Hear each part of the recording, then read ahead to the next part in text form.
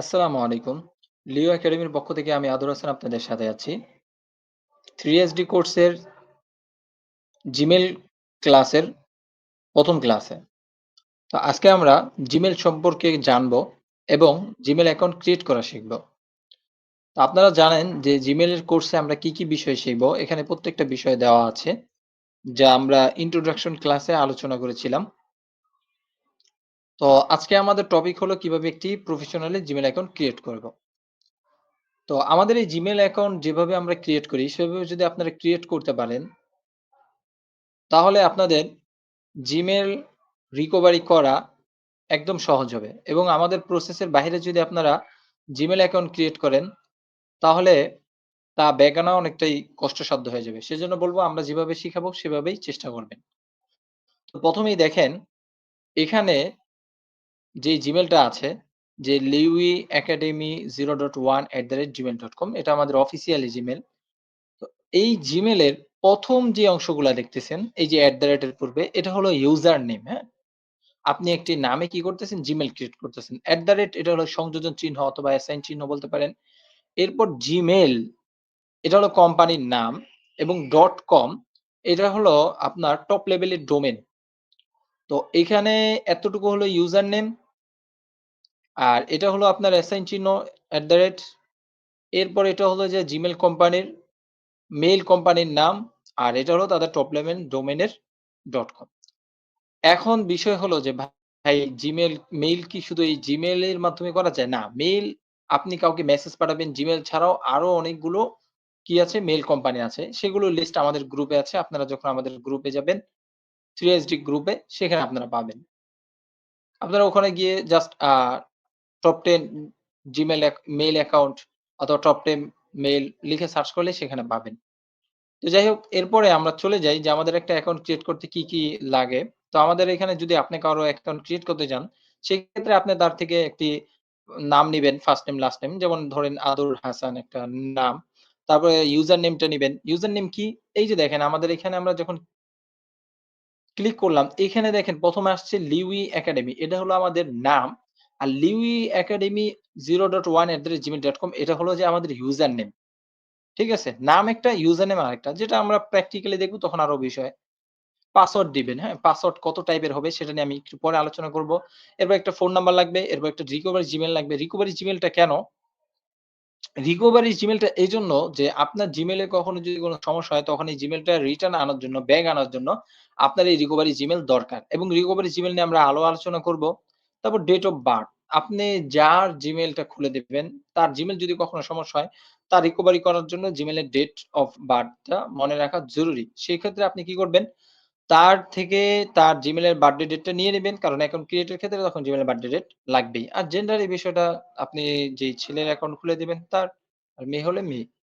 তো আমরা চলে যাই যে পাসওয়ার্ড কি টাইপের হবে? পাসওয়ার্ড দেখেন এখানে পাসওয়ার্ডের বিষয়ে যে আলোচনাটা আমরা করেছি সেটা একবারই করে দিব। এটা আর বারবার করব না। এটা আমাদের যেকোনো Gmail যেকোনো সোশ্যাল অ্যাকাউন্টের জন্য আমাদের পাসওয়ার্ড এর ক্ষেত্রে এই বিষয়গুলো প্রযোজ্য এবং এই বিষয়গুলো আপনারা অবশ্যই ফলো রাখবেন। যে ১ম দেখেন যে ৮ থেকে মাত্র ১২ ডিজিটের কি করবেন? পাসওয়ার্ড জেনারেট করবেন। মানে আপনি একটা পাসওয়ার্ড টির সংখ্যা রাখবেন ৮ থেকে ১২ এবং ৮ থেকে যে ১২ সংখ্যার একটা পাসওয়ার্ড আপনি ক্রিয়েট করবেন তার ভিতরে এক লেটার দিবেন। লেটার বলতে আপনি ইংলিশ কোন না কোন একটা অক্ষর দিবেন। শুধু নাম্বার দিবেন না। তারপরে নাম্বার দিবেন। এরপর একটা সিম্বল দিবেন। আমরা যখন একটি পাসওয়ার্ড তৈরি করব তখন আপনারা দেখতে পারবেন। এরপরে আপার কেস এবং লোয়ার কেস ২ টি অক্ষর দিবেন। যেমন আপনি এখানে যেমন দেখেন এখানে একটা পাসওয়ার্ড লিখেছি আমি। এখানে আপার কেস A দিয়েছি। লোয়ার কেসে যে দৌড় DOR দিয়েছি। এরপর নাম্বার দিয়েছি, এরপর সিম্বল দিয়েছি, এরপর আমার নাম দিয়েছি। তো এভাবে কেউ নাম দিবেন না। আপনারা আপনাদের মতন। আর যদি নাম দিতেই চান তাহলে এভাবে ইউজ করতে পারেন। আগে পরে কোথাও আপনি নাম্বার এবং আ ইউজ করতে পারেন। এরপরে অথবা আপনি নন ডিকশনারি ওয়ার্ড ইউজ করতে পারেন। নন ডিকশনারি বলতে যেই ওয়ার্ড গুলো আপনার ইংলিশ ডিকশনারিতে নেই, যেমন তুমি কেমন আছো? এটা কিন্তু তুমি দেখেন টি বড় হাতে দিয়েছি, কে বড় হাতে দিয়েছি, আছো এ বড় হাতে দিয়েছি। তো এগুলো হলো নন ডিকশনারি কি ওয়ার্ড। এবং নন ডিকশনারি কেন? এটা কিন্তু বাংলা শব্দ। বাংলা শব্দটা আমি কি লিখেছি? বাংলিশে লিখেছি। তো এটা কিন্তু ইংলিশ ডিকশনারিতে পড়ে না। তারপর দেখেন এখানে দেখেন আমি ইউজ করেছি যে HBDU এটা হলো হ্যাপি বার্থডে টু ইউ এটা আমি সংক্ষিপ্ত কি করেছি একটি পাসওয়ার্ড তৈরি করেছি। এটা সংক্ষিপ্ত হয়ে গেছে। তো আপনারা এই ক্ষেত্রে ফলো রাখবেন যে ৮ থেকে ১২ ডিজিটের পাসওয়ার্ড। এরপর ফেভারিট পারসন এর কোনো কোড যেমন আপনি ৪-৫ জন খেলোয়াড়কে পছন্দ করেন তাদের যে জার্সি নাম্বার আছে অথবা আপনার যেমন আমরা অনেকেই 786 অথবা এই জাতীয় অথবা আপনার ফোন নাম্বারের কিছু কোড হ্যাঁ, একবার সব কোড না মানে একেক জায়গা থেকে কোড কালেকশন করে আপনি ফেভারিট পারসন দের কোড মিলেও কি করতে পারেন? একটি পাসওয়ার্ড জেনারেট করে পাসওয়ার্ড ইউস করতে পারেন। এরপর নন ডিকশনারি ওয়ার্ড এখানে তো বলেই দিয়েছি যেমন বাংলিশ একটি ওয়ার্ড দিলাম। তো এইভাবে আপনি চাইলে নন ডিকশনারি ওয়ার্ড ইউস করতে পারেন।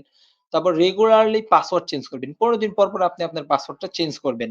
এরপরে যেকোনো ডিভাইসে যখন আপনি লগইন করবেন তখন লগ আউট করে রাখবেন। এক্ষেত্রে মনে রাখবেন যদি আপনার ওই ডিভাইসে লগইন করা থাকে এবং আপনি যদি সেভ দিয়ে রাখেন, তাহলে যখন আপনার ওই ডিভাইসে অ্যাটাক হবে, তো আপনার ওখান থেকে যদি একটি Gmail সে হ্যাক করতে পারে, তাহলে ওই Gmail এর ভিতরে যতগুলো পাসওয়ার্ড সেভ আছে, সেই পাসওয়ার্ড গুলো কিন্তু আপনার সে সহজেই নিয়ে আপনার আদার্স যে সোশ্যাল অ্যাকাউন্ট গুলো আছে, সে কিন্তু হ্যাক করে নিতে পারবে। তো সেক্ষেত্রে মনে রাখবেন যেখানেই যেকোনো ব্রাউজারে আপনারা Gmail অথবা আপনার Facebook অ্যাকাউন্ট অথবা সোশ্যাল যেকোনো অ্যাকাউন্ট আপনি লগইন করেন, সাথে লগ আউট করে দিবেন। এবং যদি আপনার ডিভাইস হয়, আপনি সেখানে যদি ইউজ করেন, তো সেক্ষেত্রে বলব যে আপনি যেই অফিসিয়াল অ্যাপস আছে, অ্যাপস এর ক্ষেত্রে আপনি ব্যবহার করতে পারেন। কিন্তু অফিসিয়াল অ্যাপস এর বাহিরে যদি আপনার কি হয়, আ ব্রাউজারে যদি আপনি কোন সোশ্যাল অ্যাকাউন্ট লগইন করে থাকেন, সেক্ষেত্রে আপনি অবশ্যই লগ আউট করে দিবেন। দেন আমরা এখানে আলোচনা করব ডোন্ট ইউজ সাচ পাসওয়ার্ড। যে এরকম পাসওয়ার্ড আপনি ইউজ করতে পারবেন না। যেমন আমরা অনেকেই পাসওয়ার্ড দেই ১ থেকে ৮ পর্যন্ত অথবা QWERTY এই জাতীয় পাসওয়ার্ড দেই যে কিবোর্ডের ১ম উপরে যেই ওয়ার্ড গুলা এগুলো মিলে ৮ টি ওয়ার্ড আমরা পাসওয়ার্ড দিয়ে দেই। এটাও সহজ। আপনি যেমন চিন্তা করতেছেন যে ভাই এটা অনেক টাফ। না, এটা যারা হ্যাকাররা আছে তাদের ক্ষেত্রে সহজ।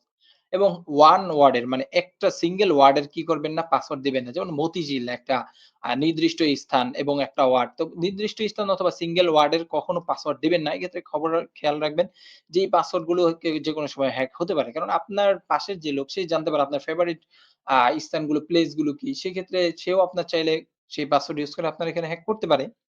এরপরে প্রাইভেট ফোন নাম্বার, অ্যাড্রেস, পেট নাম ড্রাইভেটিভ মানে আপনার এখানে ফোন নাম্বার, অ্যাড্রেস, পেট নেম মানে আপনার পছন্দনীয় কিছু জিনিস অথবা আপনার ইউজ কিছু জিনিস এগুলোর নাম দিবেন না। যেমন ফোন নাম্বার পাসওয়ার্ড দিবেন না।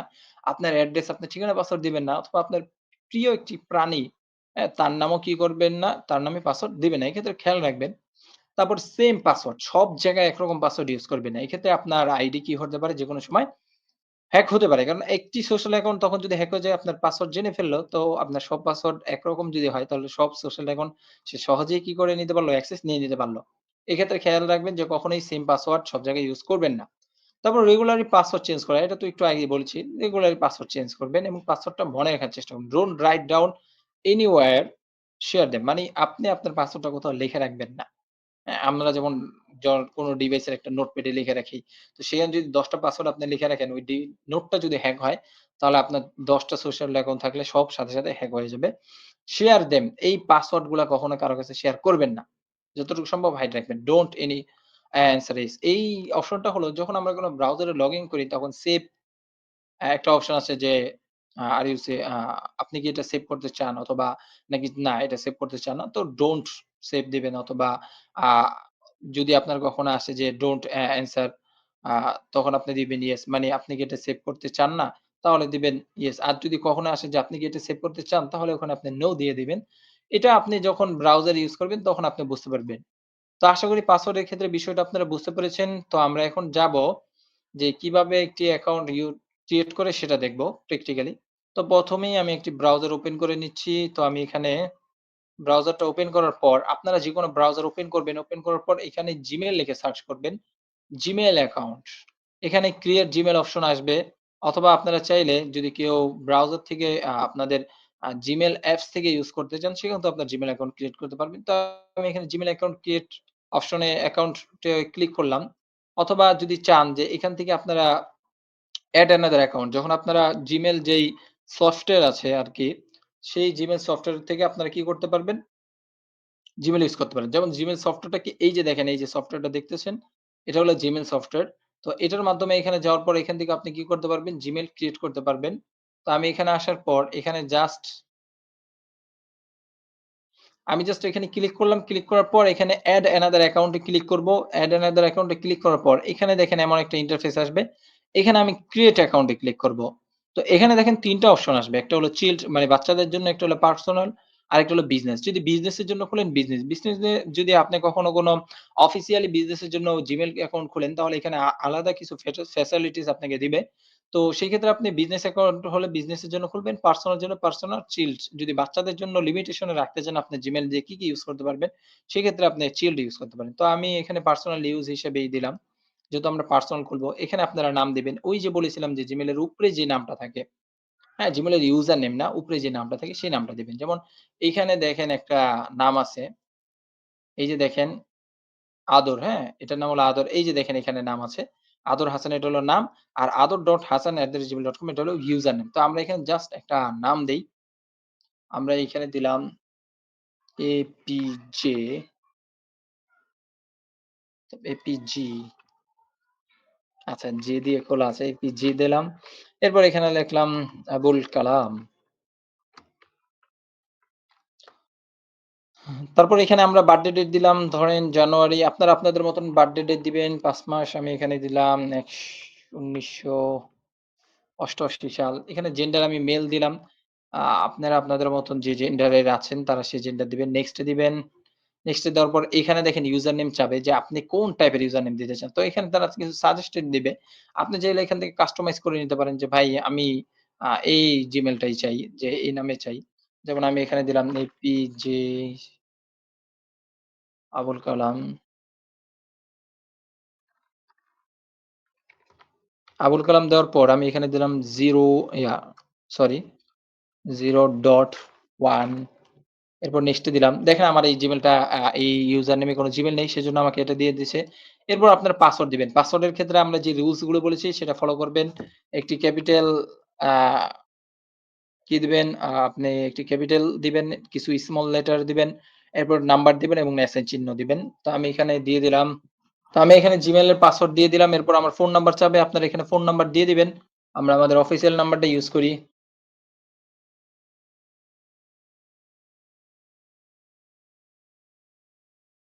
এরপর আমাদের ফোন নাম্বারে একটা কোড যাবে। তো আমাদের এই ফোন নাম্বারটা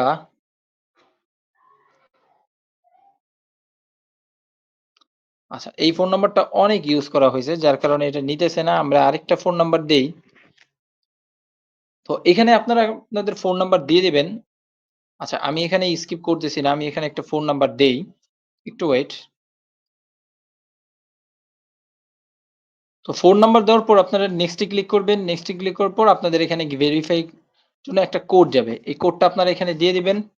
তো আমার এখানে কোডটা চলে আসছে। তো আমি এখানে কোডটা দিয়ে দেই। এরপর নেক্সট এ ক্লিক করি। এরপর এখানে আমার রিকভারি একটি জিমেইল এড করতে বলেছে। তো আমি এখানে লিও একাডেমির জিমেইলটাই এড করি।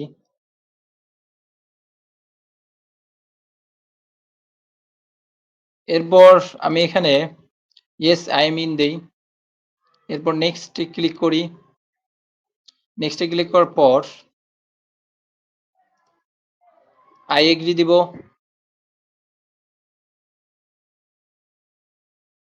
এই দেখেন, এই যে আমি বলেছিলাম যে সেভ এর যে অপশনটা আসবে যে আপনি কি সেভ করতে চান কি চান না। তো এখানে আমাকে কন্টিনিউ আচ্ছা যাই হোক আমাকে এখানে বলতেছে আরেকটা বিষয়। এখানে কখনো পপআপ আসবে যে সেভ করতে চান কিনা? আপনি ওখানে নো থ্যাংকস দিতে পারেন। আচ্ছা, তো এখানে আমার Gmailটা সম্পূর্ণ কমপ্লিটলি হয়ে গেল। আমি এখন Gmailটা একটু লগইন করে দেখাই।